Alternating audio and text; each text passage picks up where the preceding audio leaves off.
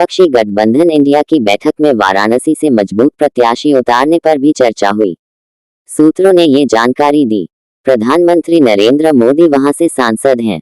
प्रियंका गांधी का नाम आया सामने। राष्ट्रीय राजधानी में मंगलवार को हुई बैठक में विपक्षी दल इस पर सहमत हुए कि चुनाव में भाजपा का मुकाबला करने के लिए कुछ अलग विचारों की जरूरत है।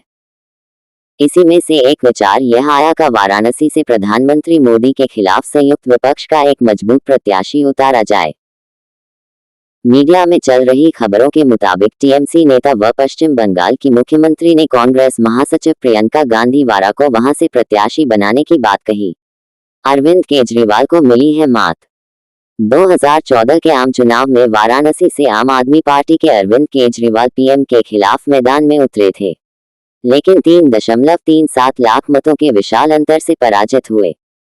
पिछले यानी 2019 के चुनाव में प्रियंका गांधी वारा को वाराणसी प्रत्याशी बनाए जाने को लेकर चर्चा चली थी,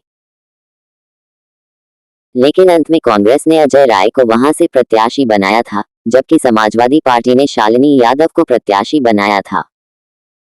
पीएम मोदी 60% मतों के साथ बड़ी जीत हासिल की थी। इंडिया गठबंधन की बैठक सिर्फ चाय बिस्किट तक सीमित थी। जदयू सांसद।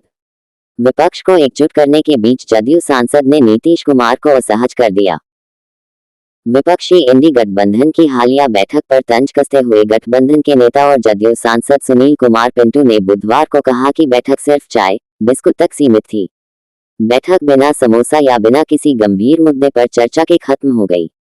जदयू सांसद ने कहा, बैठक में गठबंधन में भागीदारी को लेकर कई दलों के बड़े नेता आए थे, लेकिन इस पर कोई चर्चा नहीं हो सकी।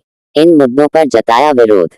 बैठक के दौरान नेताओं ने कहा था कि इंडिया गठबंधन की पार्टियां का मानना है कि ईवीएम की अखंडता पर कई संदेह है।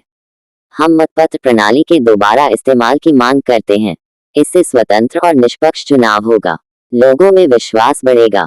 हमारी चौथी बैठक में 28 पार्टियों ने हिस्सा लिया और गठबंधन समिति के सामने अपने विचार प्रस्तुत किए। बैठक में एक प्रस्ताव पारित किया गया है कि सांसदों का निलंबन अलोकतांत्रिक है। कांग्रेस राष्ट्रीय अध्यक्ष मल्लिकार्जुन खड़गे ने कहा कि लोकतंत्र को बचाने के लिए हमें लड़ना होगा। हम लड़ने के लिए तैयार हैं। हमने संसद में सुरक्षा का मुद्दा उठाया। हम कितने समय से कह रहे हैं कि मुद्दे पर पीएम मोदी या फिर अमित शाह को लोकसभा और राज्यसभा में अपनी बात रखनी चाहिए, लेकिन वे ऐसा नहीं कर रहे।